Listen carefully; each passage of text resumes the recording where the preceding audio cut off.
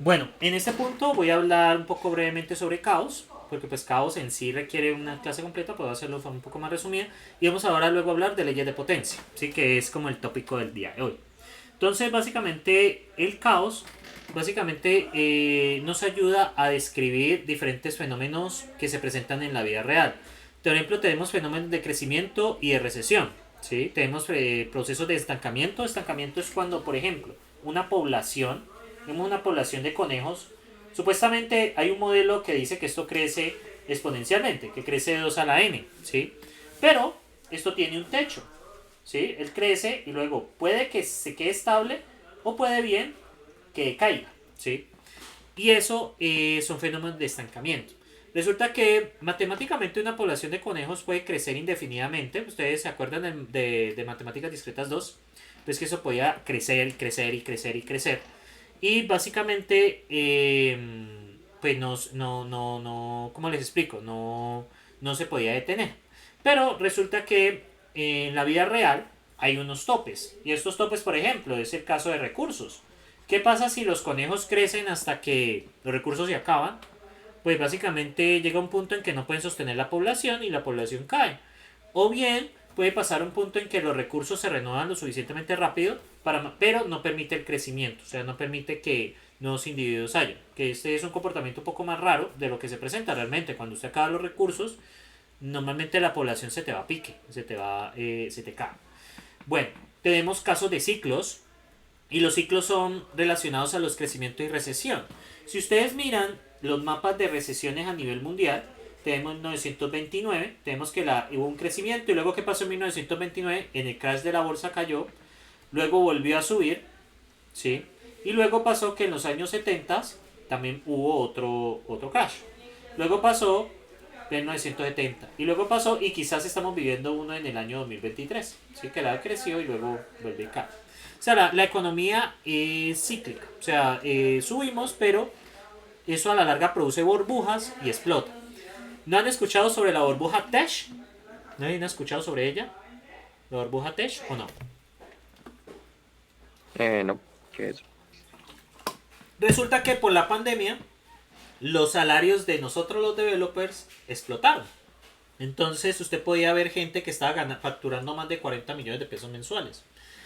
¿Qué pasa si hay una crisis, como actualmente se está viviendo? Que actualmente estamos viviendo una época, no podemos decir de recesión, sino una época de crecimiento económico. No el estilo de crecimiento de nuestra ministra, pero sí un decrecimiento económico.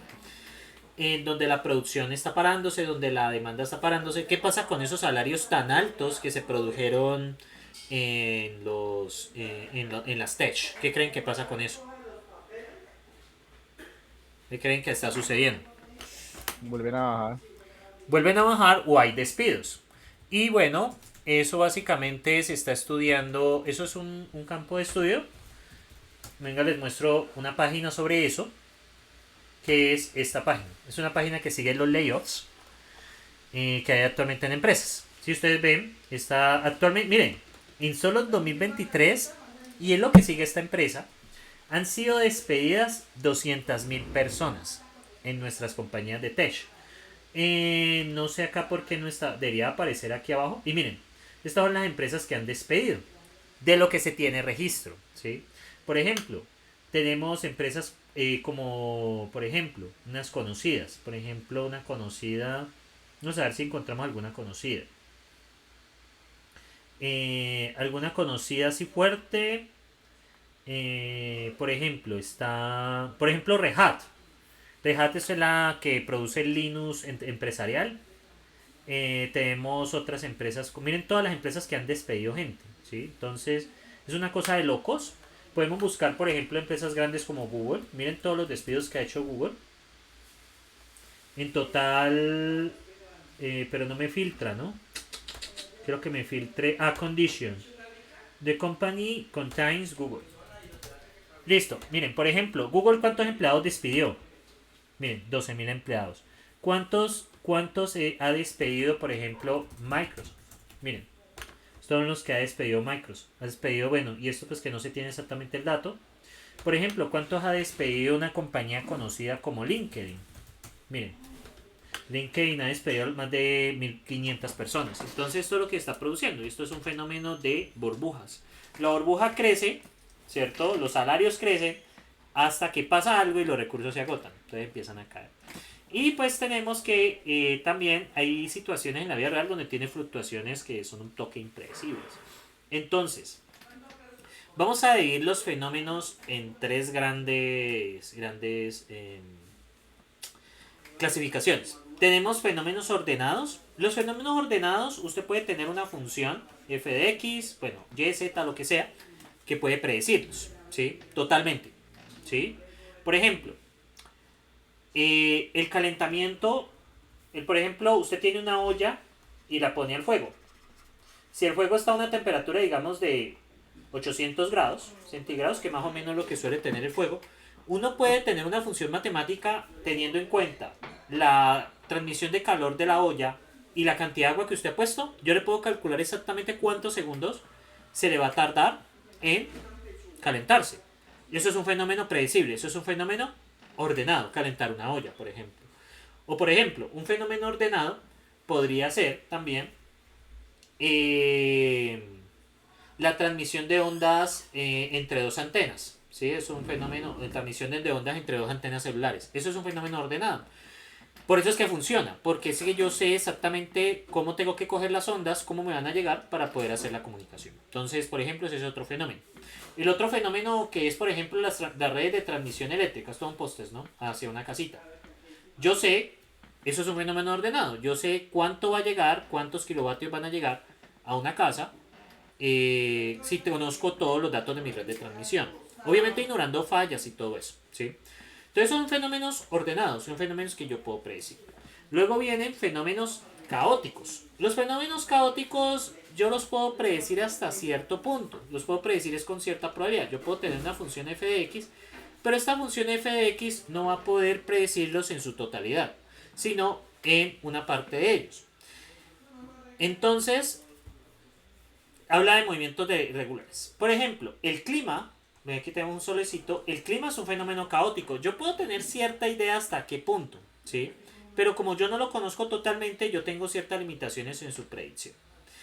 Y finalmente tenemos fenómenos aleatorios donde no hay forma de predecir exactamente qué va a suceder. Entonces los fenómenos aleatorios son aquellos que no existe una función para predecirlos. Entonces acá tenemos un orden más o menos. Entonces tenemos, por ejemplo, un fenómeno ordenado es un reloj. El tiempo se puede medir. El caos, la forma de las nubes, el clima. Y el aleatorio, el ambiente B. Miren que la predecibilidad del orden y el caos se puede, pero el caos es limitado. En efecto de perturbarlo, o sea, como cambiar algo pequeño, realmente cuando algo es ordenado es pequeño. Por ejemplo, el reloj, yo le adelanté 2 horas. Eso es una perturbación. ¿Qué pasa?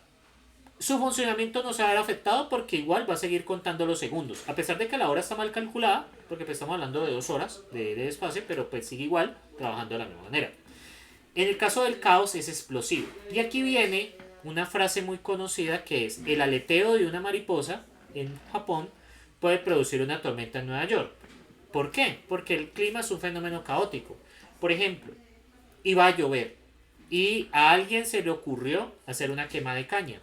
Eso puede hacer que no llueva, ¿sí? O sea, realmente eso puede hacer de que cambie realmente nuestro resultado al final. Bueno, entre otros, bueno, luego hablaremos de los atractores y todo eso. Bueno, entonces, por acá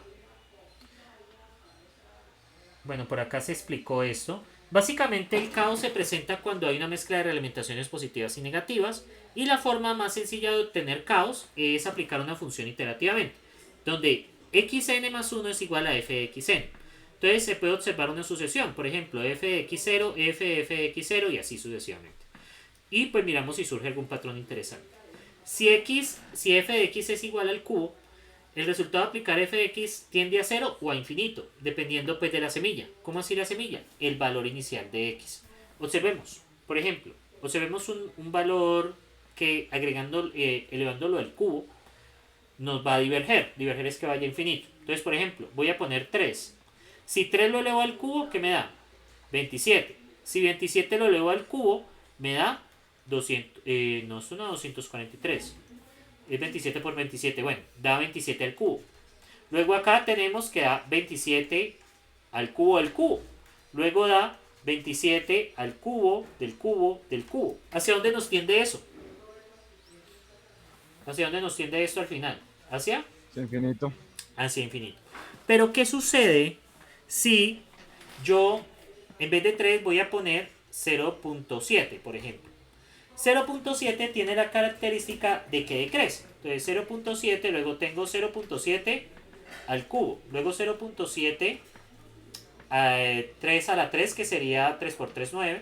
Luego 0.7 y así sucesivamente. ¿Esto a dónde nos va a tender? A 0. Podemos ver un ejemplo en nuestro Python. Entonces, por ejemplo, yo voy a hacer una generadora de... Una función generadora. Ah, pero para hacer la función generadora necesito... No, ahí necesito code. Sorry for that. Necesito code para eso. Entonces vamos a hacer una función generadora de acuerdo a la semilla. Entonces, ¿qué pasa acá? Voy a cerrar todos estos archivos que tengo acá. Close others. Close acá. Entonces vamos a hacer una función generadora para que ustedes la pillen. Entonces, new file. Esto es en Python. Y básicamente vamos a ir aquí a repositorios. Ah, verdad que ustedes no los tengo en un repositorio, ustedes los tengo abandonados. Entonces sería chaos3.py. Entonces básicamente vamos a hacer una función generadora. Entonces, ¿hoy qué día es? Hoy es 27 de mayo del año 2023. Y ejemplo de caos con generadores. Entonces básicamente vamos a hacer función al cubo.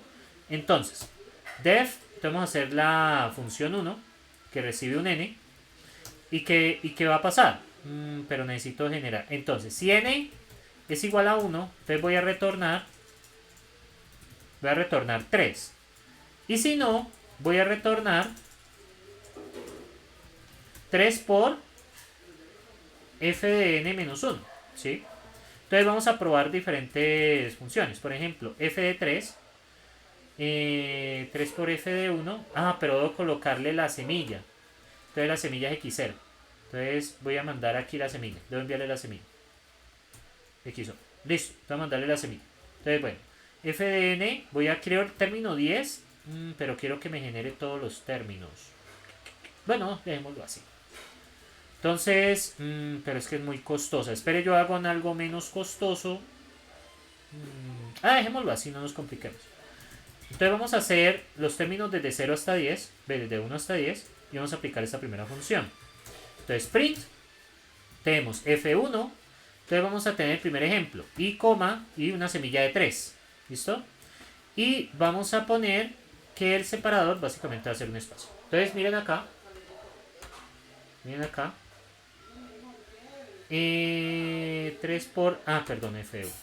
Entonces acá, miren, verdad que le tengo que mandar el argumento, listo, no hay problema. Entonces, miren acá. ¿Qué va pasando? Esto va creciendo, ¿no? Miren acá. Creo que es end. Que debo ponerle así para que me quede espaciadito. Eso, miren la sucesión. Esta sucesión hacia dónde crece, hacia infinito, ¿no? ¿Y qué pasa si yo coloco un valor menor que 1? Entonces ustedes observen acá que lo que va a suceder es lo siguiente. Miren acá. Debo ponerle un print. Listo. Entonces, si ustedes observan acá. ¿What? Esto ¿por qué se está comportando así tan... ¿What? Le puse el print tan bobo. Claro, porque es que esto no me lo está haciendo iterativamente. Esto me toca otro forcillo. Nada que hacer. Entonces, bueno. Entonces acá, miren. Aquí debo ponerle el print. Listo. Entonces así, ya me... Entonces, miren acá. Esto es una función claramente decreciente. 0.3 elevado al... es que es elevado al cubo. Es elevado al cubo. Qué pena. La función no es esta, sino elevado al cubo. Por eso es que no me estaba dando. Ahora sí. Miren este numerote que me dio por acá ya en 10. Miren esto como se creció de horrible. Eso es lo bueno de Python, que tiene buen almacenamiento de números. En Java esto ya habría dado muy raro. Y miren que esto ya prácticamente se vuelve 0, ¿no? Miren, esta es una función que tiende hacia el infinito y esta es una función que tiende hacia 0. Pero realmente no hay nada interesante ahí. Ahora, ¿Qué pasa si es menos x? Va a ser una función oscilante. Miren acá. Si es una función del estilo menos x, entonces voy a poner f2. Miren acá. Entonces voy a hacer sencillamente que esto es menos, ¿sí? Este debe ser f2. Y observen lo que pasa. Voy a hacer con estos dos ejemplos. Y ustedes miren lo que pasa. Entonces el comportamiento cambia bastante. Entonces voy a poner acá esta. ¿Y qué sería f2? Y miren lo que sucede. Pues va a ser una función oscilante. Miren. Sí, es una función que varía entre 3 y menos punto 3. Entonces allí depende mucho de la función. Bueno, entonces, con algunos tipos de funciones, nosotros vamos a ver que van a obtenerse van a obtenerse oscilaciones. Por ejemplo, la función que es 4 lambda x menos 1 sobre x. Lambda viene siendo un parámetro. Entonces, por ejemplo, miren que esta función, dependiendo del lambda, puede variar, ¿cierto? El valor entre 0 y 1. Esto es básicamente la variación del lambda y el valor estacionario que toma. Entonces, ¿qué pasa? Si el lambda, llega hasta lambda y esta función se comporta así, va desde 0 hasta 1. Entonces, vamos a trabajar con valores iniciales de semilla entre 0 y 1 y valores de lambda entre 0 y 1. Entonces, vamos a utilizar lambda como un parámetro ajustable. Entonces, en ciertos parámetros, para ver cómo cambian los patrones. Para valores pequeños de lambda, el resultado tiende a 0, pero si lo aumentamos por encima de 0,25, el resultado final es distinto que 0. Entonces, ¿qué pasa? Al valor que converge la función, a eso se le denomina un atractor. Ese es el concepto de atractor. O sea, que nuestra función caótica va a tender hacia ese valor al final. Observemos acá. Entonces, vamos a observar hacia acá. Entonces, este sería caos 4. No caos 4. Entonces, ¿qué pasa? Vamos a hacer esa función con el parámetro ajustable. Entonces, def f de lambda, bueno, recibe una lambda, voy a ponerlo LMB, y, recibe el valor de n y recibe LMB, ¿cierto? Entonces, ¿esto qué retorna?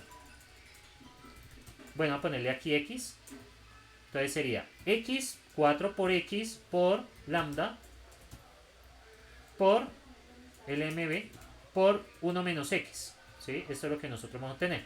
Voy a hacer una lista iterativa con esta función, entonces sería, básicamente, voy a coger y voy a aplicar f de x y voy a hacer un lambda de 0 menor que 0,25 y voy a hacerlo para valores entre 0 y 100 y vamos a observar qué pasa. Entonces print lst. Entonces miren lo que pasa en ese caso. Miren que el valor hacia ¿cuál es el atractor? Si ustedes ven, esta es la función bien. Esperen, yo miro. Sí, 4 lambda x, 1 menos x, ¿cierto? Ahora, la semilla que es el valor. Esto es una función iterativa, qué pena. Esto es una función iterativa, debería ser f de x menos 1 sobre x. A ver, civil, lambda pequeños, tiende a 0. Pero aquí hay un error. Si no estoy mal, es 1 menos x. Ahí es donde yo cometí el error. 1 menos x. No, ahí está bien. Entonces, miren que esta de acá tiende hacia menos infinito. Vamos a ver otro caso. Vamos a ver cuando el valor de lambda, los valores de x van desde 0 hasta 1, creo. Sí, los valores de x van desde 0 hasta 1. Ahí me había equivocado. Ahí ya no puedo utilizar esto, sino ya me toca usar NumPy. NumPy a CNP. Listo. Entonces, ahora lo que voy a hacer es que voy a generar 100 números desde 0 hasta 1. Entonces sería valores. Sería np. Pero linspace no me genera. Bueno, vamos a hacerlo desde. Ya tengo una idea. Vamos a hacer desde 0 hasta 100 y quiero 1000 valores. Y esto lo voy a dividir sobre 100. Entonces ya tengo valores entre 0 y 1. Déjenme ver. Ya creo que tengo 1000 valores entre 0 y 1. Sí, miren. Ya tengo los 1000 valores acá. Perfecto. Entonces, pero pues no vamos a exagerar. Vamos a coger 100 valores. Entonces, en vez de este range, voy a hacer values y acá values. Listo. Acá ya los tengo. Y vamos a ver cómo funciona esto. Entonces, observe, muchachos, que al final de cuentas esto tiende a 0, ¿sí? Y ese es el valor del atractor, o sea, hacia donde tiende la función. Si nosotros ploteamos, que es lo que voy a hacer, import matplotlib.pplot as plt. Entonces vamos a plotear esos dos niños. Entonces tenemos plt.plot. Entonces voy a poner, bueno, plt.figure, la figura la quiero más grandecita, dpi 200, plt.plot. Voy a... este sería el STA, este sería el STB. No los voy a imprimir, sino que los vamos a ver. Y este voy a ponerlo un poco más grande. Voy a ponerlo 0.27. Entonces quiero que observen algo. LSTA, values. Y el label viene siendo, voy a hacerlo F1, plt.plot, lstb, values, el árbol F2, uy, qué bueno que esto autocompleta, y plt.legend y plt.show. Listo, entonces acá, observen, ¿qué ven aquí ustedes? Que a medida que la función crece, miren, esto debería tender a 0. Miren que a medida que la función crece, entre 0 y 1, ¿hacia dónde tiende? Si ustedes ven, tiende hacia el valor final de 0. Esto está... Mi eje X viene... Ah, yo tan bobito, muchachos. Values y este vendría siendo el STA. Está ploteándolos al revés. Y el STB. Listo, acá ya está. Entonces, miren cómo se comportan las funciones. ¿Sí? Miren que tiende hacia acá. ¿Sí? Al final van a tender hacia 0. ¿Sí? A medida que aumenta el valor. Entonces, bueno. Entonces esto es lo que hace acá. Si ve, tiende a 0. Pero si los aumentamos más allá de 0.25, el resultado final de X es distinto que 0. Entonces vamos a ver valores más altos. Vamos a plotear otras. Vamos a plotear F3. Voy a poner más valores. Entonces sería LSTC. Debería ser un for, ¿no? Pero bueno, ya. Yo soy lo suficientemente perezoso, así que lo voy a hacer. Entonces, miren lo que voy a hacer. Voy a hacer una lista de listas. Y básicamente for y in range. Voy a variar desde... Voy a hacer 5 valores. ¿Listo? Voy a poner un valor igual a .15 y lo voy a ir incrementando. Entonces, voy a incrementar el valor del lambda. Entonces, básicamente, voy a hacer una lista y sería esta misma vaina, pero va a ser básicamente CNT más y por CNT. Entonces esto debería arrancar en 1 y terminar en 6. Listo, eso es lo que voy a hacer. Listo, y ahí ya la tengo. Y básicamente ya tengo mis LSSTTs. Entonces lo que voy a hacer con el poder de la pereza, in range entre 0, esa lista va a tener 5 elementos, entonces 5. Y voy a hacer plt.plot values lsttt en i. Y lo que voy a hacer es el label. Miren lo que voy a hacer de perezoso. F más y bueno, como empezamos en 2, sería 2 más i más 1, sería 3 más i. Listo, ahí lo tengo. Y miren lo que va a salir. Es LSTTTT. Index out of range. Yo tan bobo. LSTI y LSTTT. LSTTT.append de LSTI. Listo, ahí ya. No puedo concatenar. Ok, no problem with that. Esto es str. Esto es más delicado. Bueno, y acá entonces ya lo tengo. ¿Sí? Bueno, entonces miren que aquí las funciones tienden a 0.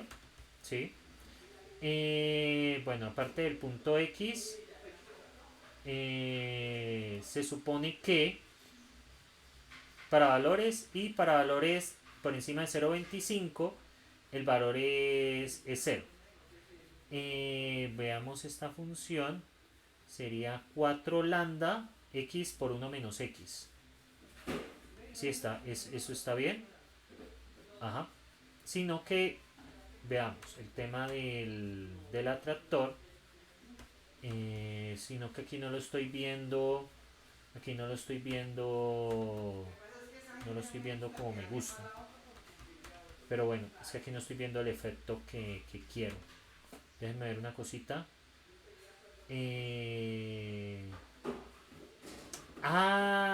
Ya. No, tengo un error acá, qué pena.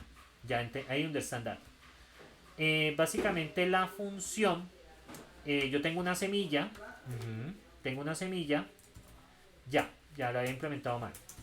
Tengo una semilla. Entonces, si x igual a 0, retorna la semilla. Si no, retorna. Esta es la función, ¿cierto? Pero aplicado en x-1. Si no retorna, veamos, esta es la función que yo quiero y la aplicamos iterativamente. Entonces, como esta función la quiero aplicar iterativamente, básicamente, veamos, esta es la función que quiero aplicar iterativamente. Tendría que hacerlo con el valor anterior. A ver, pero tendría que hacer yo con el valor anterior. Listo, retorna x0. Y acá, en caso que tenga un valor, tendría que ser sobre el anterior, aplicando esta función. Ven, yo miro cómo puedo arreglar esto. Yo sé que sería básicamente la función anterior. Básicamente es aplicar esto sobre el anterior. A ver, yo miro una cosa. Tiene que ser recursivo hasta que me llegue x igual a 0. Entonces, x igual a 0. Ven, yo pido una cosa porque acá tenía... Claro, tengo que aplicarlo iterativamente. Si tengo una semilla x0, el segundo sería f de x0. Luego el otro sería f de x0. Listo, no problem with that. Entonces, y aquí ya lo tengo. Entonces, básicamente, lo que tengo que hacer, más fácil tener una función auxiliar.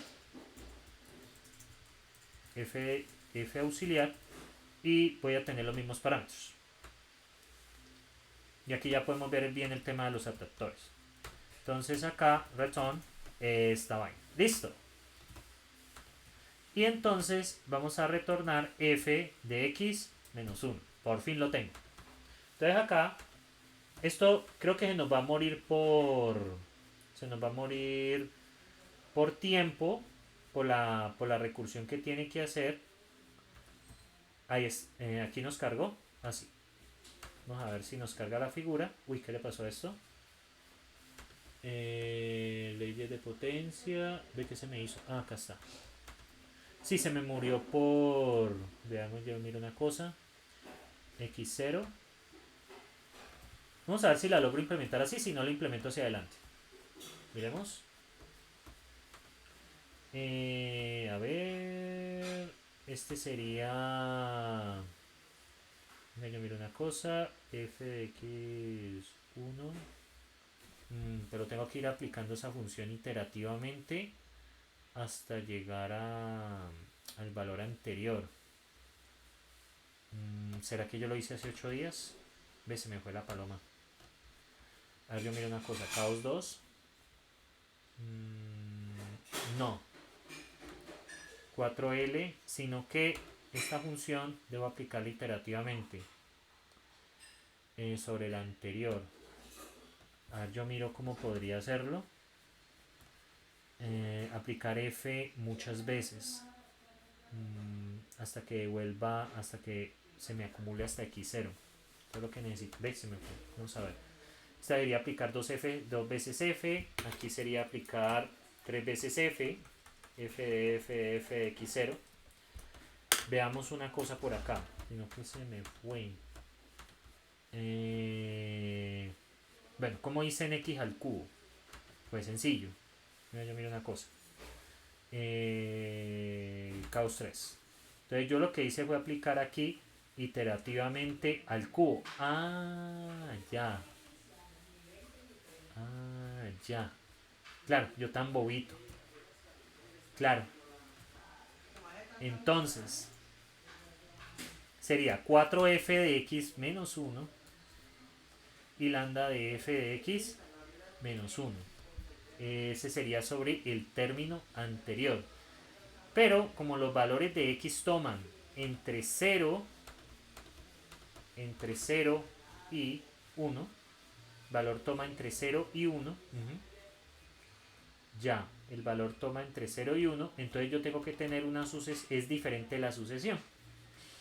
No es con x menos 1, tendría que tomar los valores de la lista. Ya sé qué hacer. Voy a comentar esto. No, había hecho esto un poco regular. Entonces tengo que tomar los valores de la lista. Listo, y tengo esto, sino que quiero mostrarlo bien. Tengo los valores, estos son mis valores. Print values, ¿listo? Y ya sé exactamente cómo hacer. Listo, estos son los valores, ¿listo? Entonces, en este caso, estos son los valores de x, arrancando como semilla, es que estos son los valores de x, a ver, yo miro una cosa, son los valores de x entre 0 y 1, el resultado final de x es 0. Vamos a ver, se dice que x es un atractor porque parte de una semilla x0 cercana a él. Y si aplica sucesivamente f, siempre se llega a x. Ajá. Listo, esta es la función. Y los valores de x, no, básicamente, no, aquí hay un error. Básicamente los valores que tiene la semilla siempre va a arrancar desde, ya lo tengo. La semilla siempre va a arrancar, no es los valores de x, sino los valores de la semilla. Ahora sí. Entonces, ya tengo la función. Ajá. Entonces, los valores de la semilla, esto x no son los valores de x, sino los valores de la iteración. Entonces, 1 menos x. Listo. Entonces, vamos a aplicar iterativamente eso. Entonces, aquí sería x menos 1. Y aquí sí sería, básicamente, esto es un range entre 0 y 100. Ahora sí ya la tengo. Y esto es el valor ajustable del lambda. Ahora sí. Veamos. Veamos, falta un parámetro que sería la semilla. En este caso la semilla lo va a arrancar con 0. Y básicamente x0 y lambda. Chanfle, hay que volvérselos a mandar. F de x0 y el lambda. x0, el lambda. Y aquí x0 y el lambda. Creo que ya por fin lo voy a poder ver como quiero. Veamos. Sino que esta recursión es larguita. Veamos qué nos da. No, que esto toma algo de tiempo. Porque pues es una recursión. Creo que me va a tocar mirar valores más pequeños. Me va a tocar tomar valores un poco más pequeños. Voy a tomarlo hasta 10. Porque me está dando mucho tiempo. Falta el argumento lambda. A ver. X. ¿Dónde está? Ya. Básicamente aquí sería f de x 0 cnt y me faltaría, este es el lambda y la semilla inicial es 0. Voy a poner aquí una vez el valor x0 para poner que la semilla, básicamente la semilla es 0. ¿Listo? Bueno, ahora sí me va a dar donde yo quiero. Bueno, básicamente acá pues las funciones todo nos dio 0, porque pues básicamente una semilla igual a 0, pues básicamente todo va a dar 0. Vamos con 0.1. Miren acá. ¿Ven? Ahora sí, tengo el efecto que quiero. Bueno, voy a poner acá el valor del lambda. Lo necesito en el label. En el label necesito el valor del lambda. Entonces el valor del lambda aquí sería en el primer PLT. Entonces el valor del lambda, voy a ponerlo en látex. R. Voy a ponerlo aquí en látex. El valor del lambda va a ser igual a 0.2. El valor del lambda aquí es 0.27. El valor del lambda aquí es 0.27. Para poderlo ver mejor. Y el valor del lambda aquí va a empezar desde 0.15. Pongámosle 0.2. Y lo vamos incrementando. Perdón, inicia en CNT más I. Ajá. 0.15. Va incrementándose de 0.15 en 0.15. Listo. Entonces el primero sería este lambda que tenemos aquí. A ver, pongámoslo en látex. Así bien melo. Entonces aquí en látex nos queda. Sería lambda igual a 0.2. Pero 0.2 cada vez le vamos a sumando 0.15. Entonces CNT.15 más I por CNT empieza en 0.3. Sería 0.15 más I por CNT, que sería 0.3. Entonces este arrancaría en 0.15, ¿cierto? Vamos a poner aquí lo que tenemos que colocar, igual, más str.15 más CNT por I. Bueno, más, creo que aquí ya. Y aquí pues básicamente los concatenamos. Creo que ahí ya está lo que quiero. Bueno, este nunca cerró. Que cierra acá. Bueno, entonces acá ya tengo lo que quiero. Ahí va a dar un error. Porque esto debe cerrar aquí. Bueno, ahora sí. Listo. Entonces, obsérvese pues cómo validamos. Miren que en el caso de esto nosotros tenemos una semilla. Una semilla. Nuestra semilla aquí. Entonces para valores de pequeños tiende a 0. Si lo aumentamos, el resultado final de x es distinto que 0. O sea, básicamente nos va a tender a lo que es la semilla. Aquí, básicamente con estas funciones que tenemos, si ustedes observan, las semillas que son 0.2, 0.27, pues tratan de tender a 0. Pero hay otras semillas que si aumentamos acá van a tender al mismo punto. Si ustedes ven, vamos a aumentar aquí lo que yo itero. Voy a ponerle que itere hasta 20 y van a ver el resultado. Miren acá.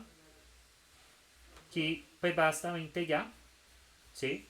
Miren que ellas van tendiendo hacia un punto. ¿Sí? Ustedes ven estos puntos de aquí, ¿no? Ya estos puntos se le denominan atractores. ¿Sí? O sea, básicamente la función, usted la va a modificarse y usted la va acá. Pero ¿qué pasa, por ejemplo, con esta función que es aquí como un diente de sierra? Si ustedes ven que los atractores van cambiando, ¿sí? Y a eso se le conoce, esto es un atractor periódico, ¿sí? Si ustedes ven, estas son iguales. Miren acá, 1, 2 y 3. Y miren acá que se repite, 1, 2 y 3, 1, 2 y 3. Eso es un atractor periódico. Y acá tenemos un atractor de periodo 3, ¿sí? Porque miren, cada en este valor acá, luego este valor acá y luego este valor acá. Es un atractor de periodo 3. Acá ustedes tienen un atractor de periodo 2. Y esto depende mucho del valor que se le da al lambda, como ustedes pueden ver allí. Valores mayores que 0.5 cambian el atractor, que era esto, ¿sí? Que es lo que están explicando acá. Bueno, entonces el atractor es un estado estacionario o un conjunto de estados estacionarios donde tiende un fenómeno caótico, ¿sí? Entonces, el atractor puede ser 0 o el atractor puede ser un valor X o unos valores X, ¿sí? Bien, ahora, obsérvese que el punto 0 es inestable, es más bien un repulsor. O sea que básicamente a veces pasa que en los lambda menores que 0.75, que es lo que tenemos acá, excepto la rosada, básicamente todos tratan de alejarse de 0, ¿sí? Tratan de alejarse de 0, que entonces eso se le conoce como un valor que es un repulsor, básicamente. Bueno, entonces seguimos por acá. Y ahora bien, si ustedes ven, hay casos donde, esperen, yo mando esto a donde debe ir, porque quiero que vean algo. Eso está, esto acá. Listo, y ahora sí. Si ustedes ven, hay casos donde el repulsor tiene, por ejemplo, 2. Miren acá. Entonces podría variar entre 0, entre x1 y x2. Miren acá, aquí varía entre x1 y x2. ¿Sí? Pero pues tiene algunos valores estacionarios que pues, se consideran de periodo. Porque pues ellos se vuelven a repetir. ¿Sí? Bien. Entonces acá, esto es lo que nosotros conocemos como un repulsor. Bueno. Aquí están explicando pues el tema de que nosotros vemos aquí con respecto a los valores que toman, como a medida de que variamos los lambdas van cambiando los repulsores. Y miren que a medida que nosotros variamos el lambda, que son los diferentes valores del lambda, van formándose como algunas estructuras interesantes. ¿Sí? Este caso sería que a medida que tú varías el lambda, empiezan a aparecer repulsores que son fractales. Miren acá. Este acá, o sea, la estructura se va apareciendo a diferentes escalas. Y también, pues también podemos tener desdoblamientos de acuerdo al valor del lambda, ¿sí? El valor del lambda, donde quedan los atractores. O sea, aquí ya están tomando básicamente donde quedan los atractores. Y miren que podemos también tener, pues, este tipo de estructuras. Bueno, por acá. Entonces, hay muchos procesos aparentemente estocásticos que realmente son procesos caóticos, es decir, deterministas. Por ejemplo, muchos economistas pensaban que las fluctuaciones de la bolsa alrededor de las condiciones de equilibrio son totalmente aleatorias. Sin embargo, ha demostrado que contienen ciertas regularidades y hay gente que la modela con procesos caóticos. O sea, se puede utilizar el caos para hacer estudio de la bolsa. Les voy a mostrar por acá, que Chaos, la bolsa economic behavior,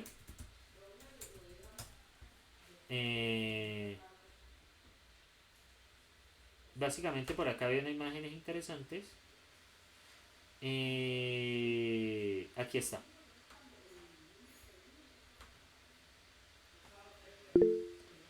¿Alguien dijo algo? ¿Alguien? Esperen un momento acá que perdí el poco. A ver, alguien escribió algo. Listo. Cuando usted compra en la bolsa baja y cuando compre en la bolsa cuando vende todo sube. ¿Sí? O también, pues, ustedes saben lo que pasaron con el gas, ¿no? Por acá está una imagen. Básicamente, podemos tener tipo de cosas de acuerdo a las decisiones que toma la gente. Y también un fenómeno que nosotros vimos. Se fue el gas, ¿no? Digamos una estufa de gas. Perdón, una estufa eléctrica. Costaba de una sola pieza, yo la había averiguado hace mucho tiempo como en 80.000. ¿Sí? Unas normalitas. ¿Qué pasó con el precio? El precio podemos modelarlo. Por acá 2016, 2017, 2020, 2023. Digamos que 60K, 80K, 200K. Entonces digamos que las estufas eléctricas se podían modelar así. Digamos una leve subida. Y para el 2023 están valiendo 80K. ¿Qué pasó la semana pasada con las estufas eléctricas? ¿Qué pasó la semana pasada? Exactamente. De una subieron. ¿Y qué pasó cuando el gas volvió? Volvieron a 80K, pero hay una curiosidad. Podría bajar más. ¿Por qué? ¿Por qué podrían bajar las estufas eléctricas? Después deja subir. ¿Por qué creen que podría bajar? Porque ya no es necesario. Porque no es necesaria y hubo gente que se acumuló de ella. Entonces les toca venderlas más baratas para minimizar pérdidas. O sea, eso es un fenómeno caótico. Los precios son caóticos. Y muchas veces, vea, y depende de un fenómeno externo. ¿Qué tenía que, o sea, y qué tenía un fenómeno externo? ¿Qué tiene que ver el gas con lo que usted arma una estufa eléctrica? Pues realmente nada, porque usted la estufa eléctrica depende de los precios del acero, de pronto los precios de la soldadura, pero hacer la estufa eléctrica directamente no depende del gas. Digamos que las estufas eléctricas tienen cierto público. Por ejemplo, en las zonas rurales son muy utilizadas. Porque usted, por ejemplo, si ve en una finca, usualmente la gente tiene estufa eléctrica y tiene estufa con gas propano. ¿Pero por qué tienen estufa eléctrica? Porque a veces el gas se acaba y a veces por las distancias o por tiempo, pues usted no alcanza a cargar pues su estufa eléctrica. Perdón, no alcanza a cargar la pipa, entonces tiene la estufa eléctrica para defenderse. Entonces, eso son cosas curiosas, ¿sí? Que a veces una variable externa hace una turbulencia, pero el sistema a veces responde. Ahora, si el gas hubiera durado mucho tiempo, ¿qué pasa con los precios? Hubiéramos tenido un comportamiento de crecimiento. ¿Pero qué se presentó? Se presentó fue esto. Así son los fenómenos caóticos. Bueno, algunos atractores que se encuentran en la naturaleza. Por ejemplo, la forma de las dunas. La forma de las dunas son un fenómeno caótico porque sencillamente es el viento pasando a través del desierto. Si ustedes ven por acá, dunas from, miren, las formas de las dunas, esto es un proceso caótico, ¿sí? Estas dunas, ¿por qué se hicieron así? Básicamente son, depende de las fluctuaciones del viento, ¿sí? Estas son las dunas, ¿sí? En los desiertos. Resulta que esta forma es una forma estacionaria. Inicialmente, ¿cómo está el desierto? Si usted piensa, el desierto es totalmente plano, es una gran masa de arena, ¿sí? De muchos kilómetros. Ahora, ¿qué pasa? A medida que el viento sopla, va moviendo las partículas y ellas se van acumulando en ciertas partes. Y a estas zonas que ustedes ven acá, donde se acumula arena, son atractores. Y ustedes ven que esto tiene una forma fractal. El desierto tiene una forma fractal. Usted mira el desierto en su gran escala y usted ve unas formas de dunas. Ve las zonas más pequeñas y las formas de dunas son similares. Entonces, esto es un atractor fractal que se presenta. Bueno, la transformación y la herradura. El caos es un fenómeno determinístico pero impredecible en la práctica, o sea, realmente es parcialmente predecible.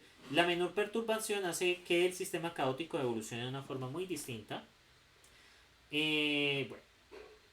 Y vienen tres cosas muy importantes de los sistemas caóticos. El primero, habla del estado. El estado tiene que ver con cuántas variables yo puedo describir un fenómeno caótico. Por ejemplo, en el caso del clima. Yo en el clima, ¿cómo lo puedo describir? Con la velocidad del viento, de pronto con el nivel de precipitación y de pronto con la presión atmosférica. Y podría utilizar otro que es el nivel de humedad. ¿Sí? Y yo con estas cuatro variables puedo describir el clima. Pero ¿qué pasa? Realmente eso es una complejidad a nivel descriptivo. Es como lo mínimo que yo puedo usar. Pero lastimosamente el clima tiene muchas más variables que no podemos medir directamente. Por ejemplo, ¿cómo podemos medir el peso de las nubes? La ubicación de las nubes. Los diferentes vientos que hay. Porque es que esta velocidad del viento solo toma en cierto sitio. Pero el viento no es algo que ocurra en una sola dirección siempre. Puede pasar que de 500 metros hacia abajo esté soplando hacia una dirección. De 500 metros a 1500 metros esté soplando en otra dirección. De 1500 a 3000 metros esté estacionario, o sea que no se esté moviendo muy poco. Y mucho más arriba se puede ser que se esté moviendo en otra dirección diferente a las demás. O sea, el viento depende muchísimo de las corrientes de aire y las corrientes de aire pues son más complejas que decir que hay una sola velocidad del viento. Entonces realmente esta es una variable que tenemos parcialmente. Nivel de precipitación depende de la zona. ¿Y ustedes no han visto el límite de la lluvia cuando llueve? ¿Nunca les ha tocado eso?